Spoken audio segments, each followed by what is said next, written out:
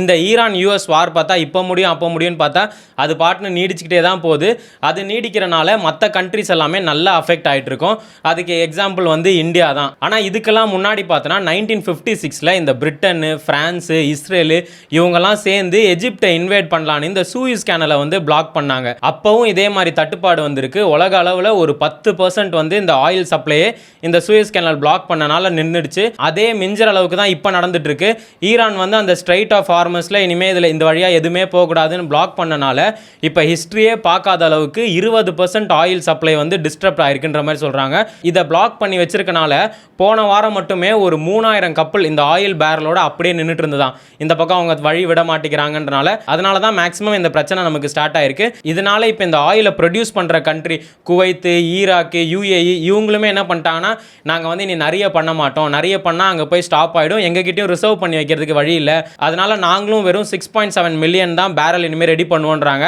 ஏன்னா அவங்களால இதை வெளியே விடவும் முடியல, அவங்க தேக்கி வச்சிருந்தா அவங்களுக்கும் வேஸ்ட்ன்றனால இப்போ மொத்தமும் பார்த்தோன்னா அந்த ஸ்ட்ரைட் ஆஃப் ஹார்மஸில் மாட்டிகிட்டு இருக்கு. அதனால தான் இப்போ கொஞ்சம் கொஞ்சமாக எல்லா கண்ட்ரிலையுமே பிரச்சனை. ஒரு கண்ட்ரி 2 கண்ட்ரி இல்லை. இப்போ பாகிஸ்தான்லாம் பார்த்தோன்னா அங்கே ஸ்கூலே லீவ் விட்டாங்களாம். ஏன்னா போக்குவரத்துக்கு பெட்ரோல் இல்லை, டீசல் இல்லைன்றனால கவர்மெண்ட் ஆஃபீஸில் வெறும் 4 நாள் வேலைன்னு சொல்லிட்டாங்க. ஸ்ரீலங்காவில் பெட்ரோல் இல்லாமல் மக்கள் லைனில் நிற்கிறாங்க. ஜப்பானில் இஷ்யூ. அதே மாதிரி பங்களாதேஷில் பார்த்தோன்னா டீசல் இல்லாமல் இந்தியாவும் சைனாவுமே ஹெல்ப் பண்ணிட்டு இருக்காங்க. இந்த வார் நடந்துட்டு இருக்கும்போது நம்ம எல்லாருமே நினைச்சோம், ஆஹா பெட்ரோல் விலை ஏறப்போகுது, டீசல் விலை ஏறப்போகுது, ஏன்னா அந்த ரூட் வழியாக தான் வரணும்னு. ஆனால் நல்லபடியாக இது வரைக்கும் பெட்ரோல் ரேட் எதுவுமே ஏறல. இன்னும் அதே 101 ரூபாயில் தான். ப்ரைஸ்லாம் ஏறாது, ஒரே டே ஸ்டாப் பண்ணுறோம்.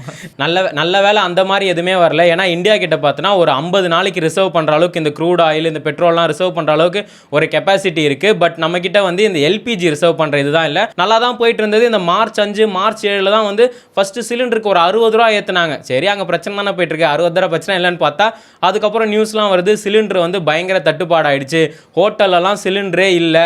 ஹோட்டல்காரங்களாம் சொல்கிறாங்களாம், இன்னும் மேக்ஸிமம் ஒரு 2-3 நாள் எங்களால் சமைக்க முடியும், அதுக்கப்புறம் நாங்கள் சிலிண்டர் இல்லாமல் கடையை வந்து க்ளோஸ் பண்ணிட்டு தான் போகிறோம். இப்படியே போச்சுன்னா தமிழ்நாட்டில் யாரும் வெளியே சாப்பிட முடியாது, வீட்டில் வச்சு தான் சாப்பிட முடியும் அப்படின்ற மாதிரி இப்போ நியூஸ் ரைஸ் ஆயிருக்கு.